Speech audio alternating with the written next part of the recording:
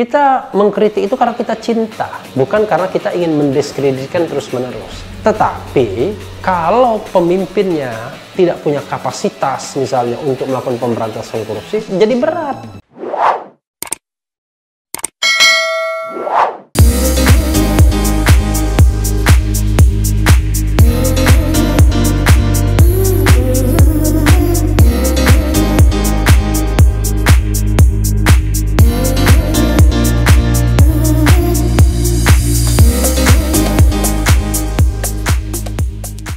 Assalamualaikum warahmatullahi wabarakatuh, Sobat RH sekalian. Jumpa lagi kita di channel yang keren ini, Keren Cadas. Kali ini saya mau membahas pidato kenegaraan Presiden di sidang tahunan MPR. Kali ini angle-nya adalah soal yang klasik, pemberantasan korupsi. Pemerintahan Jokowi meyakinkan bahwa dia serius melakukan pemberantasan korupsi. Tapi Indonesia Corruption Watch, ICW bilang, enggak tuh. Kok bisa begitu? Kita lihat duduk soalnya, tapi kita bacakan dulu beritanya ya. Ini sebagaimana dilansir detik.com. Judulnya adalah ICW kaget, Jokowi pidato pemerintah tak main-main berantas korupsi. Luar biasa kaget. ICW mengkritik pernyataan Presiden Joko Widodo yang mengatakan pemerintah tak pernah main-main untuk memberantas korupsi. ICW kemudian menyoroti beberapa peristiwa terkait revisi Undang-Undang KPK hingga kasus penyiraman air keras Novel Baswedan. Ini udah pernah kita masalahkan ya, tuntutan 1 tahun bagi Novel Baswedan kasusnya ya. ICW cukup tercengang dan kaget mendengar pidato kenegaraan Presiden Joko Widodo di DPR yang mengatakan bahwa pemerintah tidak pernah main-main dengan upaya pemberantasan korupsi. Sebab sejak awal pemerintahan Presiden Joko Widodo tidak pernah terbukti berpihak pada sektor pemberantasan korupsi, kata peneliti dari ICW Kurnia Ramadana dalam keterangannya Jumat 14 Agustus 2020. Ya, saya juga punya pandangan yang serupa, nanti kita bahas ya. Bahkan saya juga pernah nulis. Maka dari itu penting bagi ICW untuk mengingatkan beliau bahwa salah satu pihak yang menciptakan situasi suram pada pemberantasan korupsi adalah pemerintah itu sendiri, sambungnya. Luar biasa Kurnia ya. Kurnia Ramadana. Ini cowok atau cewek ya? Saya lupa ingat jadinya. Adapun beberapa contoh pemerintah dinilai tidak berpihak pada pemberantasan korupsi, misalnya ketidakjelasan penuntasan kasus penyiraman air keras penyidik KPK Novel Baswedan. Ya, karena mengoyak publik ya, hati nurani publik, rasionalitas publik, nalar publik. Bagaimana mungkin orang hampir mati, lalu kemudian sekarang buta matanya, dan satunya kemudian juga tinggal 60% penglihatan. Cuma dituntut 1 tahun, lalu kemudian dihukum 2 tahun. Bener-bener memberikan gerasi kepada koruptor serta merevisi Undang-Undang KPK. ICW mengaku kecewa hingga akhirnya tidak ada Perpu Undang-Undang KPK yang awalnya ditunggu masyarakat. Mulai dari memilih ketua KPK yang memiliki persoalan serius, memberikan gerasi kepada koruptor, ketidakjelasan penuntasan kasus penyiraman air keras kepada Novel Baswedan, sampai pada akhirnya merevisi Undang-Undang KPK. Narasi janji yang sempat diucapkan oleh Presiden terkait dengan Perpu KPK pun faktanya hanya omong kosong belaka, ujar Kurnia. Sebelumnya, Presiden Joko Widodo memberikan sambutan dalam sidang tahunan MPR, DPR, DPD. Dalam pidatonya, ia mengatakan pemerintah tak pernah main-main untuk memberantas korupsi. Pemerintah tidak pernah main-main dengan upaya pemberantasan korupsi, ujar Jokowi dalam sidang tahunan MPR dan sidang bersama DPR, DPD yang disiarkan saluran YouTube Sekretariat Presiden Jumat 14 Agustus. Oh ya. Upaya pencegahan korupsi, kata Jokowi, terus ditingkatkan melalui tata kelola yang transparan dan efisien. Jokowi mengatakan hukum harus ditegakkan tanpa pandang bulu. Penegakan nilai-nilai demokrasi juga tidak bisa ditawar. Demokrasi harus tetap berjalan dengan baik tanpa mengganggu kecepatan kerja dan kepastian hukum. Maksudnya apa ini? Serta budaya adiluhung bangsa Indonesia, kata Jokowi. Ini bahasa bersayap ya. Kadang-kadang ketika kita ngomong tentang demokrasi pakai tapi ujungnya membelenggu juga. Nah, ini yang menurut saya kadang-kadang sering digunakan pemerintahan era sebelumnya. Zaman Bung Karno ya begitu, dibilang demokrasi terpimpin. Demokrasi, kemudian demokrasi Orde Baru, demokrasi yang intinya adalah mungkin demokrasi yang tidak boleh mengkritik pemerintah ya. Zaman Presiden Jokowi demokrasi tapi ada batasnya. Tidak ada di dunia ini yang mutlak, tapi boundary atau batas itu haruslah batas yang justified, yang tidak meninggalkan esensi. Ya saya kasih contoh misalnya mengenai Perpu Ormas dulu. Saya termasuk yang mengkritik Perpu Ormas. Sedikit sekali orang hukum ya, pakar hukum, ahli hukum tata negara yang bisa stay untuk mengkritik Perpu Ormas pada waktu itu. Karena kenapa? Karena dituduh HTI soalnya kalau mengkritik Perpu Ormas. Dianggap pro hutan tanaman industri, bukan ya, HTI itu Hizbut Tahrir Indonesia. Padahal yang saya persoalkan pada waktu itu adalah mengenai due process of law yang dilangkahi untuk membubarkan sebuah organisasi. Harusnya kan kita dibuktikan dulu kesalahannya, baru kemudian dihukum. Ini enggak, dihukum dulu, baru kemudian cari keadilan dengan mempermasalahkan masalah ini di ranah pengadilan. Dan kita tahu pengadilan kita kan pengadilan yang kadang-kadang juga tidak bisa berpijak pada independensinya ketika ada kepentingan penguasa masuk di dalamnya. Itu soal yang terkait dengan Perpu Ormas, ancaman demokratisasi. Tapi apa yang disampaikan oleh ICW ini, saya tidak bisa menyangkal juga.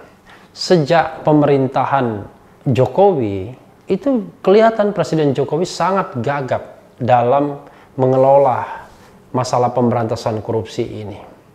Banyak pihak yang ingin memperlemah KPK, tetapi Presiden Jokowi tidak bersikap melindungi, bahkan cenderung membiarkan. Bahkan ada statement yang saya ingat waktu itu Jokowi mengatakan jangan sok di atas hukum. Karena dia mengingat, dia melihat bahwa kok KPK belagu banget. Ya, KPK juga tidak lepas dari kritik. Kadang-kadang memang ada kecenderungan overacting, misalnya aktor-aktor di dalamnya.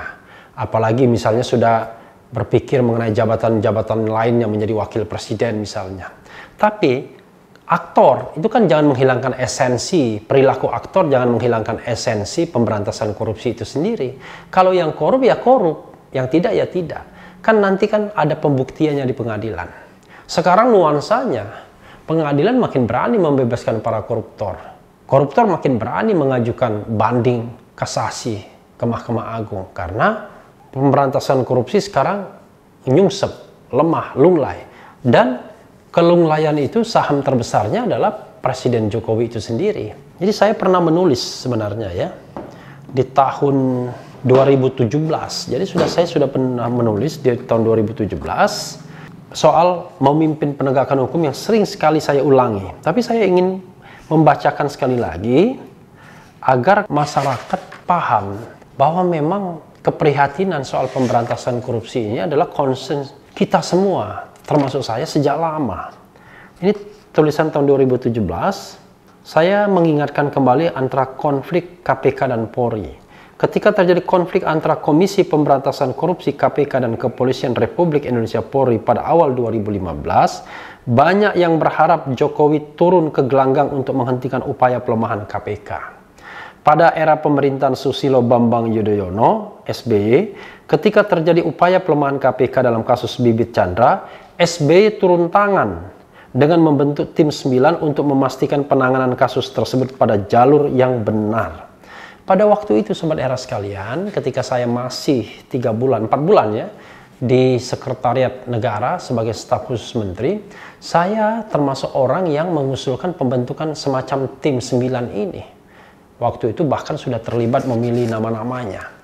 Macam-macam ya, ada Pak Jimli kalau tidak salah pada waktu itu yang diusulkan. Ada Pak Mahfud juga kalau tidak salah. Ada beberapa nama, juga mantan KPK sebelumnya. Waktu itu juga disetujui oleh ya level menterinya. Disetujui juga oleh staf-staf khusus lainnya. Tapi Begitu sampai ke Presiden Jokowi mentok usulan itu. Karena ada angin lain yang berhembus yang kemudian membatalkan pembentukan tim itu. Dan kita tahu pada waktu itu aroma politiknya kan tinggi sekali. Persaingan antara KPK, Polri, Teguh Umar, dan lain sebagainya, ya.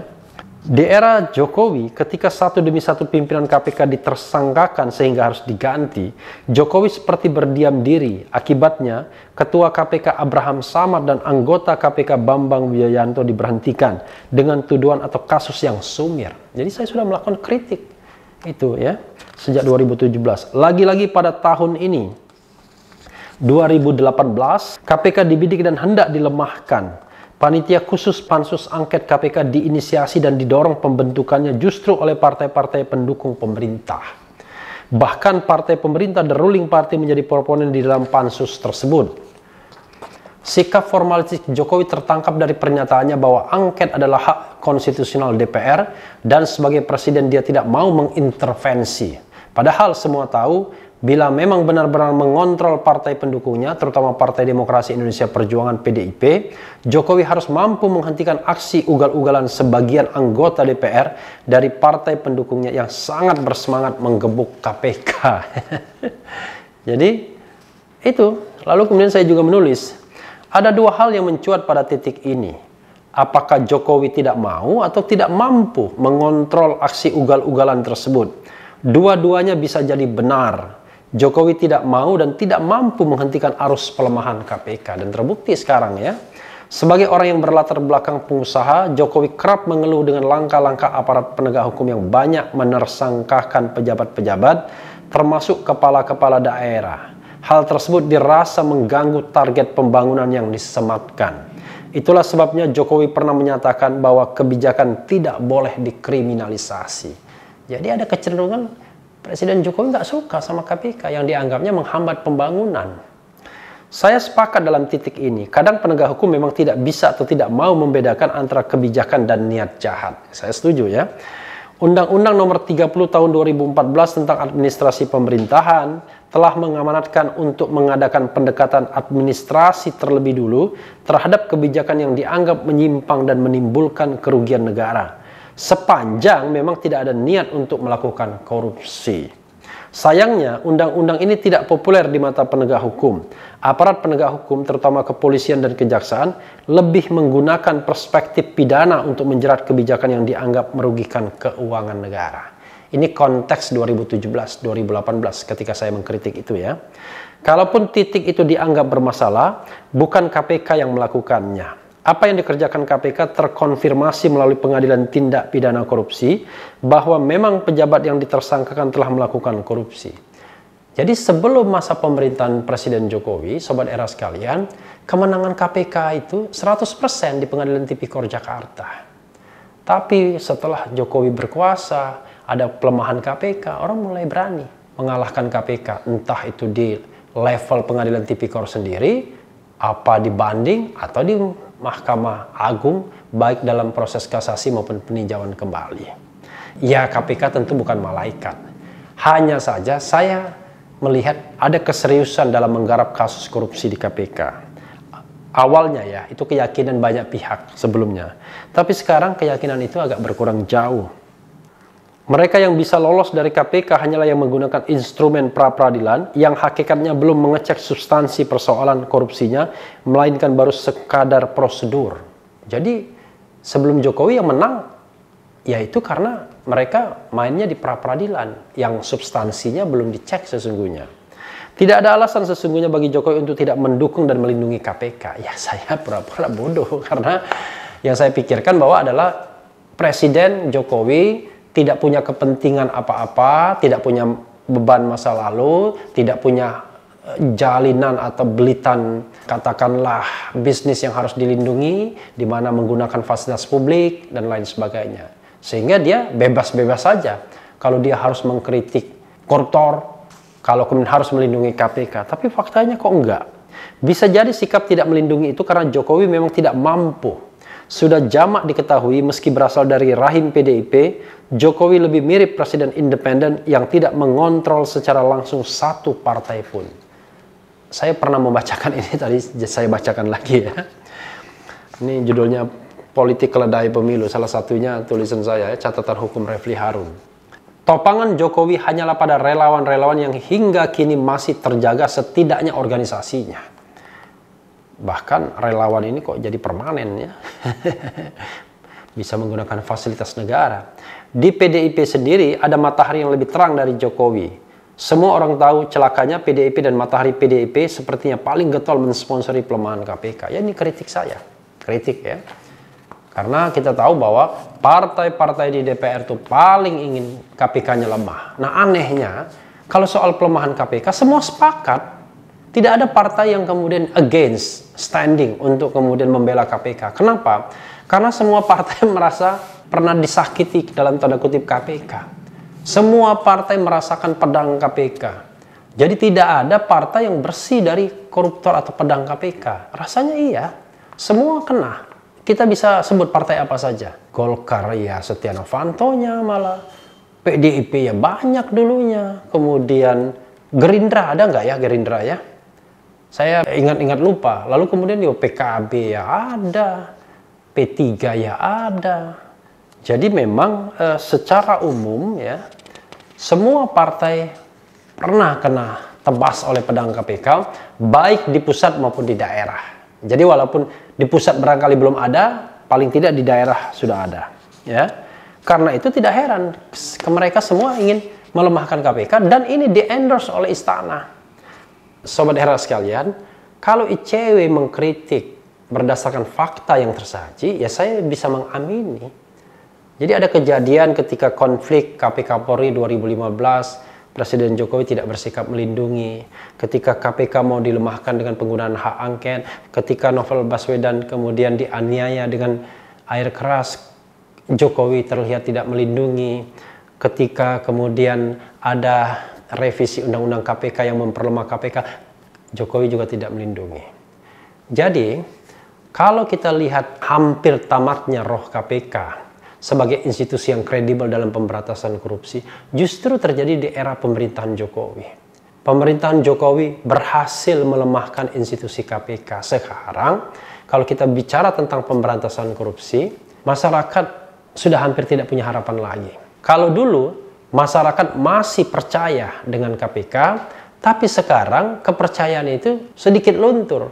Ya, susah recovery-nya, karena KPK juga tidak memperlihatkan sebuah achievement atau prestasi. Terutama kalau korupsi itu mulai melibatkan relung-relung kekuasaan. Kalau sebelumnya KPK berani menembus itu. Ya ada juga labirin yang tidak bisa ditembus. Bukan karena KPK-nya tidak mampu atau KPK-nya tidak mau. Tapi memang sungguh berbahaya sekali kalau menembus labirin kekuasaan tersebut. Ya misalnya katakanlah kekuatan-kekuatan koersif. Nah, harusnya kalau menghadapi seperti itu ya jangan KPK sendiri. Pemerintah juga harus melindungi. Tapi kalau korupsi itu dilakukan bagian dari pemerintahan itu sendiri, bagian dari kekuasaan itu sendiri, penunggang gelap dalam kekuasaan, ya berat memang. Jadi sobat RH sekalian, sekali lagi saya mengamini kritik ICW terhadap Presiden Jokowi. Justru saya ingin sisa masa jabatan 4 tahun ini ditunjukkan Presiden Jokowi untuk menegakkan betul yang namanya pemberantasan korupsi, law enforcement, penegakan hukum. Ya kecil-kecilan saja, coba misalnya Harun Masiku itu ditemukan. Bagaimana Harun Masiku itu dihadirkan, ditemukan. Apakah orang itu sudah meninggal ataukah masih ada sesungguhnya? Kasusnya terlihat kecil memang. Tapi kenapa dia hilang? Kalau memang kasusnya ya ecek-ecek misalnya, cuma suap sekitar ratusan juta saja. Tapi jangan lupa, itu melibatkan the ruling party dan mungkin juga melibatkan oknum atau nama-nama tertentu. Makanya dia hilang. Ya kalau memang nggak ada masalah, kan nggak ada soal. Hadirkan saja Harun Masiku. Kalau tidak ada kekuatan yang melindunginya untuk tetap hilang, untuk tetap raib, saya kira kan mudah didapatkan. Tapi kalau ada kekuatan yang melindunginya, itu yang berat. Di Indonesia ini masalahnya adalah kalau kita bicara tentang pemberantasan korupsi, kita bingung mana yang kawan, mana yang lawan. Kenapa? Karena enforcernya itu sendiri bisa saja terlibat. Kita berharap pada Presiden Jokowi untuk melakukan pemberantasan korupsi. Tapi orang lingkaran Jokowi sendiri barangkali terlibat dalam korupsi. Ya kita tahu bahwa biaya politik itu mahalnya minta ampun. Karena itulah sebenarnya kita harus melakukan langkah-langkah preventif dan langkah-langkah koersif dalam pemberantasan korupsi. Jangan dilemahkan law enforcement-nya. Law enforcement-nya tetap dikuatkan, ditegakkan, tapi preventifnya juga dikuatkan. Sehingga hulu dan hilirnya itu jelas. Sekarang kita masih tergolong negara korup. Masih 39 indeks persepsi korupsi kita, yang artinya masih menempatkan kita sebagai negara yang korup. Sebenarnya itu saja. Nah, ini kadang-kadang kita dikotomi. Bicara mengenai law enforcement dan prevention seolah-olah dua hal yang terpisah. Enggak. Kalau kita bicara tentang pencegahan, Presiden Jokowi bisa memimpin langsung pencegahan korupsi di seluruh Indonesia dengan menggunakan birokrasi yang dia kuasai, baik di pusat maupun di daerah. Itu prevention. Tapi kalau kita bicara tentang law enforcement, penegakan hukum, maka kita harus mengenforce 3 institusi ini. Kepolisian, Kejaksaan, dan KPK. Mereka harus berintegrasi, bersinergi. Tapi Presiden Jokowi harus memerintahkan petinggi-petinggi hukum untuk membersihkan, membereskan lingkungannya sendiri dulu. Dan saya kira ini ide yang harusnya accepted, ya kan? Tidak perlu dibantah. Karena kadang kita ini kalau kita mengkritik sebuah fenomena atau mengkritik orang dalam sebuah institusi, tiba-tiba seluruh institusi merasa tersinggung. Enggak begitu.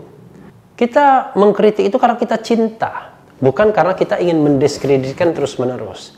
Tetapi, kalau pemimpinnya tidak punya kapasitas misalnya untuk melakukan pemberantasan korupsi, jadi berat. Atau tidak punya will, tidak punya keinginan, jadi berat. Jadi tadi bilang unable or unwilling. Kalau dua-duanya jadi berat. Karena itulah menurut saya berharap bahwa Presiden Jokowi harus ingat betul bahwa pemberantasan korupsi, ya, kolusi dan nepotisme itu adalah amanat reformasi yang sudah menumpahkan darah rakyat Indonesia. Ketika kita menumbangkan rezim otoriter Soeharto Orde Baru dan terbit era reformasi, darah-darah itu menagih janji reformasinya. Salah satunya yaitu membersihkan negara ini dari para pencoleng, para koruptor.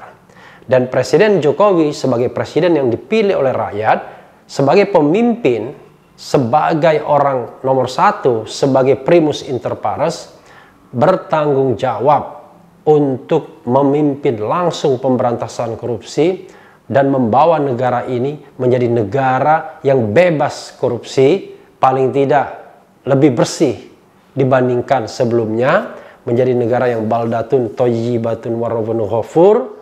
Dan salah satu indikatornya adalah indeks persepsi korupsi kita harus di atas 5 yang akan menempatkan negara kita menjadi negara yang relatifly tidak korup lagi.